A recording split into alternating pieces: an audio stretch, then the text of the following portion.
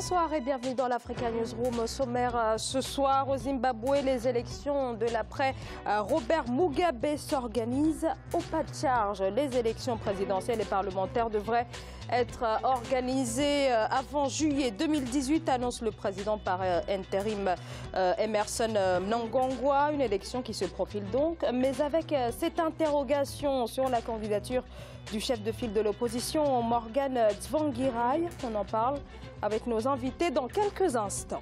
À suivre également la BDAC, la Banque de développement des États de l'Afrique centrale, au secours de la zone CEMAC. L'institution débloque plus de 33 milliards de francs CFA pour le financement de 5 grands projets majeurs qui pourraient soutenir les tentatives pour relancer la croissance dans la sous-région.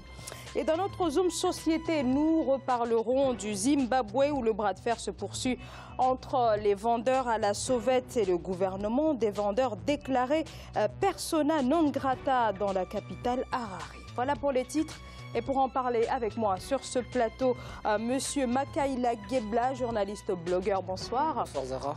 Et sur ce plateau également Oumar Diop, consultant en finance. Bonsoir Oumar. Bonsoir Zara, bonsoir à tous. Et également Gracien Roukindikiza, éditorialiste d'Africa 24. Bonsoir Gracien. Bonsoir Zara, bonsoir à tous. Sans plus tarder, l'actualité politique.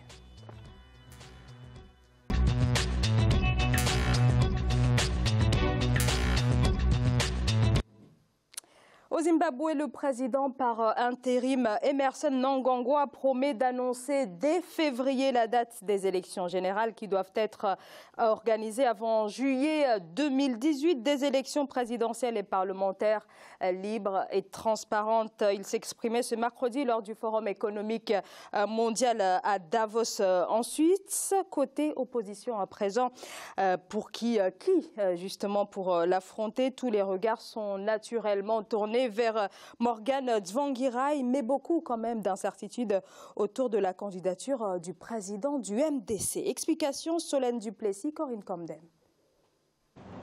Lors de l'élection présidentielle au Zimbabwe de 2018, le président Emmerson Mnangagwa devrait faire face à son principal rival, Morgan Tsvangirai, chef de file du MDC, le mouvement pour le changement démocratique. Le parti d'opposition espère mettre fin à la gouvernance du parti ZANU-PF. Les responsables du mouvement d'opposition assurent que leur chef, Morgan Tsvangirai, atteint d'un cancer, est en voie de rétablissement. Ce dimanche 21 janvier, c'est le vice-président du parti, Nelson Chamisa, qui s'est exprimé devant les militants rassemblés pour la première fois cette année. Le président Tsvangirai se remet progressivement. Nous remercions le Seigneur d'avoir répondu à nos prières. Il est important que nous puissions terminer le combat que nous avons commencé. Le président vous salue et vous souhaite à tous une nouvelle et prospère année. En tant que président de l'Alliance, il affirme que c'est l'année où nous en finirons une fois pour toutes avec le mandat du ZANU-PF. La maladie de Morgan Tsvangirai a entraîné des divisions au sein de son parti ainsi que des luttes d'influence. Mais selon les analystes, sans Morgan Tsvangirai, l'opposition pourrait rencontrer des difficultés à rallier les soutiens dont ils ont besoin pour battre Emmerson Mnangagwa à la présidentielle de 2018. Beaucoup de gens aimaient Tsvangirai plus qu'ils n'aimaient le MDC. Beaucoup de gens des zones rurales connaissent Tsvangirai plus qu'ils ne connaissent la marque MDC-T. Tsvangirai est devenu un personnage très connu étant donné que c'était Morgan Tsvangirai et personne d'autre qui a démystifié le pouvoir de Mugabe. Emmerson Mnangagwa est arrivé au pouvoir en novembre 2017 après un coup d'État militaire alors que l'ancien président Robert Mugabe avait été contraint de démissionner après 37 ans à la tête du Zimbabwe. L'ancien vice-président a toutefois assuré que des élections libres et transparentes auraient lieu avant juillet 2018. Alors officiellement, Morgan Tsvangirai est président du MDC. Il est toujours candidat du parti d'opposition, mais seulement voilà, il est malade. Alors à côté de lui, il y a ses principaux lieutenants qui déclarent qu'il est en rémission, mais quand même rien n'est sûr qu'il puisse véritablement se présenter à l'élection présidentielle. Alors est-ce qu'on se dirige peu à peu vers une reconfiguration de l'opposition au Zimbabwe? Oumar Diop. Alors, ce qui est malheureux en Afrique, au Zimbabwe en particulier, c'est de réduire la démocratie à une élection. Donc on parle tout le temps d'élection. Mugabe, il a fait 37 ans de pouvoir.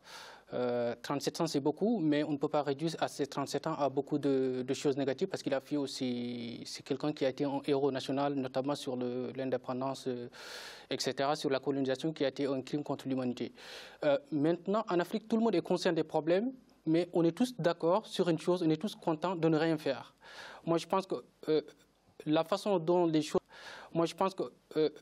La façon dont les choses sont en train d'être organisées, c'est qu'il n'y aura pas de rupture, il n'y aura pas une nouvelle organisation parce que l'actuel président qui a remplacé Mugabe a tout de suite écarté l'idée selon laquelle il faut un gouvernement d'union nationale. Donc il attend les élections. Donc petit à petit, on est en train de reconstruire les morceaux, en train de reconstruire les bases pour continuer la politique qui était toujours là. Donc on ne peut pas continuer comme ça. Ce qu'il faut aujourd'hui aux Africains, c'est vraiment d'avoir la souveraineté, un peuple n'a la souveraineté qu'un seul jour, le jour des élections. Mais après, c'est tout un assainissement de pouvoir, toute la lutte contre la corruption. Et moi, je ne pense pas du tout qu'il soit préparé à cela. Il va y avoir quelques changements. On va faire du toilettage, on va faire des maquillages. Mais le système, il est là. Parce que le vrai problème du Zimbabwe, ce n'était pas Mugabe en tant que tel. C'est le système qui était installé par tout le monde qui tourne autour de Mugabe. Donc je pense que ça va être extrêmement compliqué, d'autant plus qu'effectivement, on ne sait pas si l'opposant Morgan Tsvangirai sera candidat ou pas.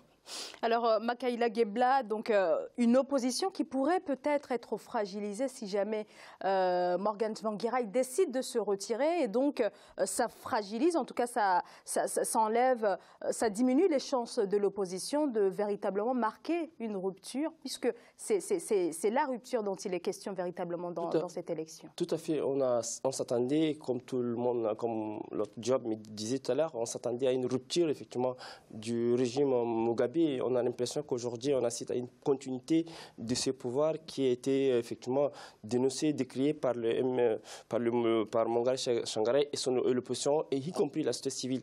Je m'attendais plutôt à la prise du pouvoir d'Emmerson Mnangagwa, je m'attendais plutôt à l'esprit d'une conférence nationale inclusive qui pourrait aider effectivement les Zimbabwe à revenir sur le passé de 37 ans de règne de répression à l'encontre des populations zimbabwéennes. Or, on a l'impression que aujourd'hui, le pouvoir est tenu toujours par l'armée qui a régné en main de fer dans ces pays-là. Donc je pense qu'une organisation avec une opposition absente, dont le leader est absent, je pense surtout à Morgan Tsvangirai, qui incarnait effectivement un certain charisme présidentiel. Donc je pense qu'on va vers une élection qui risquerait de ne pas mobiliser ou bien de ne pas adhérer la masse populaire, y compris la société civile. J'ai aussi entendu il y a une semaine la société civile zimbabwéenne qui reprochait effectivement au pouvoir en place les mêmes pratiques sous Mugabe. Donc la situation reste encore précaire. Gratien, donc le risque là, c'est effectivement une pérennisation du système Mugabe. Alors, je ne suis pas d'accord avec nos invités sur le fait qu'il n'y ait pas de gouvernement de transition, une sorte de coupure entre le système Mugabe, parce qu'en fait, il faut se dire que c'est la continuité, c'est dans le mandat de Mugabe qui continue.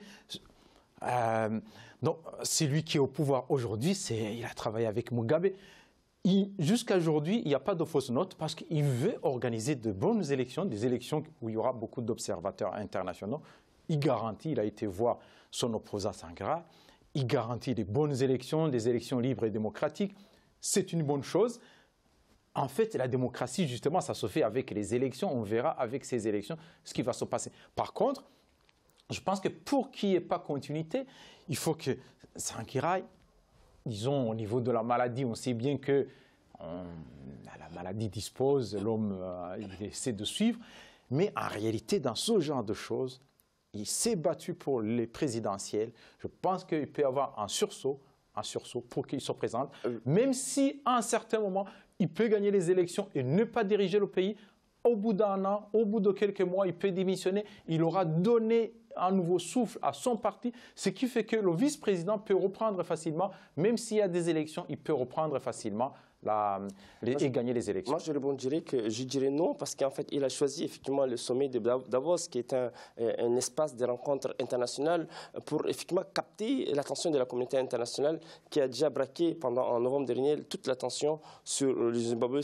Donc, du coup, je pense que ça peut être une position opportuniste de la part d'Emmerson et qu'il a la volonté, la velléité de maintenir le pouvoir et de continuer. Et surtout quand on s'empare du pouvoir au Zimbabwe, il fallait plutôt se débarrasser de l'armée. Aujourd'hui, l'armée a la même mise sur le pouvoir au Zimbabwe. Donc, du coup, une transition, une bonne volonté telle que vous le décriez, moi, je ne suis pas d'accord avec vous. Je pense que ça suscite encore une réaction de l'opinion déjà zimbabwéenne, y compris de la... Alors, dans tous les cas, tout se jouera lors de la prochaine élection. Makaïla Guebla. Là, je pense qu'il aura beaucoup de mal à convaincre les gens qu'il est en train d'organiser la rupture. Il n'y a absolument pas de rupture, même au niveau des gens. Non, il ne dit pas qu'il y a une rupture, il dit simplement qu'il va garantir des élections libres et transparentes. Donc là, il faut attendre, voir un petit peu ce qu'il fait entre-temps. On va voir son programme, parce qu'il n'est pas encore... Une démocratie, ça ne se résume pas absolument à une élection. Donc il y a toute une volonté aujourd'hui qui doit être claire. Elle n'est pas du tout claire. Les personnes qu'il a nommées, c'est des militaires, c'est des gens qui avaient pris les armes, qui étaient mécontents du temps de effectivement, il y a une continuité. Qui a été absolument... Donc il y a toute une continuité aujourd'hui. On ne peut pas décrire, on ne peut pas dire,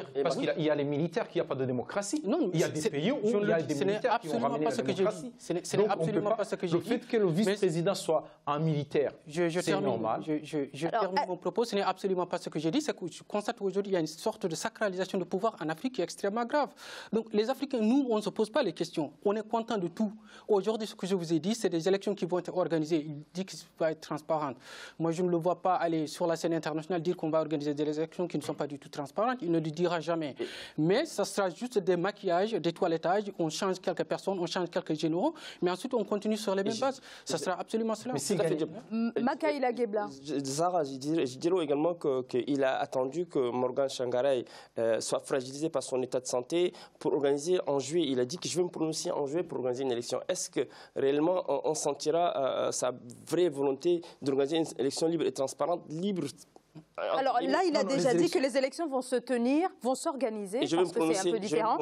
Non, vont s'organiser d'ici le mois de juillet, et ce n'est qu'en février, donc le mois prochain, où il va véritablement fixer une date. En fait, il est tenu d'organiser les élections, parce qu'il y a le mandat il a fait la continuité, il y a un certain moment, il ne peut pas continuer sans être élu. C'est normal. Alors, pour revenir quand même à l'opposition, est-ce que l'opposition n'a pas intérêt à vite régler la question de la succession de Morgan Tsvangirai, qui est assez fragile, il faut bien l'avouer, pour justement ne pas risquer de déchirer cette opposition, notamment le MDC? Le problème, c'est vraiment au niveau de la santé de Morgan Tsvangirai. On ne sait pas vraiment si... On a des fois des gens qui sont vraiment dans une bonne forme au niveau de la santé, mais qui arrive à se relever. On ne peut pas, disons, c'est à lui. Alors, il demeure quand même assez flou, puisqu'il a quand même laissé entendre qu'il pourrait éventuellement laisser la main, mais ça reste toujours une éventualité. Donc, il faudrait peut-être éclaircir cette question. Oui, c'est une question, en fait, qu'il doit voir avec ses médecins, mais il doit savoir qu'il peut fragiliser son parti, justement. Il y a des gens, des présidents, qui ont fait la campagne présidentielle, qui ont gagné les élections, tout en étant en mauvaise santé, tout en étant malades, même qui ne faisaient pas la campagne, mais qui ont gagné les élections très démocratiquement parce qu'ils étaient connus. Alors, en tout cas, leur candidature était claire, mais seulement, voilà, pour Morgan Tsvangirai, la candidature n'est pas claire. Non, moi, si vous voulez, ce qui me chagrine, c'est qu'on ne parle que d'élections. Même d'après Mugabe, après que Mugabe soit parti, on ne parle que d'élections. Mais il n'y a aucun opposant aujourd'hui qui s'est mis devant la télévision, devant les Zimbabwéens, pour dire ce qu'il va faire sur la santé, sur la sécurité, sur le développement, etc. En Afrique, le problème, c'est que moi, je pense que le peuple africain lui-même favorise un petit peu les dictatures. Parce que 37 ans après, les Zimbabwéens devraient se poser des questions. Moi, je pense qu'aujourd'hui, tout le régime aujourd'hui qui était avec Mugabe, il devrait avoir le courage de se mettre aujourd'hui devant la télé et dire exactement aux Zimbabwéens ce qu'ils ont fait. Absolument rien du tout. Le chômage, c'est à 80%. Donc, on ne sait pas exactement ce qu'on a fait. Chacun dit que je vais remplacer Mugabe, mais ça ne suffit pas. Il y a un problème de démocratie. Ce n'est pas seulement en Afrique, même en Europe, partout. Oui, mais on connaît des gens qui se sont fait élire sans qu'on sache leur programme, l'Afrique qui me concerne. Pas seulement en Afrique. Voilà. Et quand on arrive au pouvoir, en réalité, il faut dire que ma crainte réside au niveau de la démarche opportuniste de M. Emmerson Mnangagwa qui, effectivement, voulait organiser une élection pour une opposition qui n'est pas pas prête, parce que l'opposition aujourd'hui au Zimbabwe n'est pas du tout prête à aller dans cette élection qui risquerait effectivement de voir la victoire du parti au pouvoir qui a fait déjà 37 ans. Donc après 37 ans, si on n'a pas des résultats escomptés, des résultats probants, il fallait se poser la question.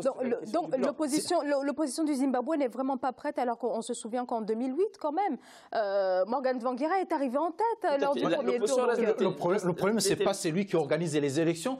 Il ne peut pas tenir compte s'il y a les délais constitutionnels, il ne peut pas tenir compte si l'opposition est prête ou pas. C'est le problème de l'opposition. On fait les élections, le peuple choisit. Soit le peuple dit aux ZANU-PF, vous n'avez pas rempli votre cahier de charge, maintenant on vous met dehors. Ou soit le peuple vote pour.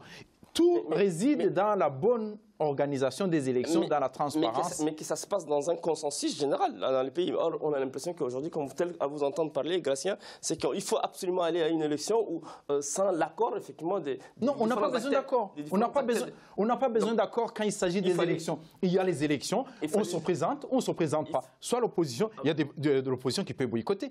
Mais s'il y a les élections, on n'a pas besoin d'un accord de l'opposition. Si une opposition qui a peur des élections, ce n'est pas une opposition politique. Ce n'est pas une question de peur, c'est une question de principe de comment organiser une élection libre et transparente telle que... Oui, ça c'est dans la partie technique. Alors, et comme tu l'as dit tout à l'heure, Zahar, c'est qu'en 2008, l'opposition reste mobilisée en 2008. Et elle a dit tout à l'heure qu'on reste toujours déterminé pour aller effectivement... Mais on doute effectivement de la sincérité du parti au pouvoir. Donc la question reste quand même entière. Il y aura les observateurs. Il faut qu'on définisse au niveau de l'opposition et le pouvoir qui définissent les élections, comment ça va se faire. Mais on ne peut pas dire, tant qu'on n'est pas prêt, vous n'organisez pas les élections, sinon on va avoir des présidents. Gratien, on a vu en fait au Kenya, les observateurs internationaux, comment leurs limites sur l'élection kenyane. Après, ils se sont rétractés quand la Cour constitutionnelle ou la Cour suprême s'était prononcée. Donc, on ne va pas juger sur ce qui n'est pas... Il a promis, on tient compte de ses promesses. Un dernier mot peut-être, Oumar Diop, et ensuite on va marquer une courte pause. Oui, moi, pratiquement c'est ce que j'ai dit. On insiste beaucoup sur les élections, mais on ne pense pas après les élections. 37 ans au pouvoir, c'est l'ensemble du peuple zimbabwéen qui devrait se poser la question. Aujourd'hui, qu'est-ce qu'il nous faut ? 37 ans. Si quelqu'un reste 37 ans au pouvoir, c'est principalement la question. Oui, mais si quelqu'un reste au pouvoir pendant 37 ans, le peuple, il y a quelque chose. Parce qu'aujourd'hui, on a même des dictateurs qui motivent tout le monde. Tout le monde est d'accord. Tout le monde sait que ça ne va pas, mais on est d'accord. Mais pour finir avec tout ce qui dit... il faut que chacun... On ne peut pas condamner le peuple. Le temps presse, malheureusement. On va continuer d'en parler si vous le voulez dans la seconde partie de cette émission, mais on va marquer une courte pause. À tout de suite.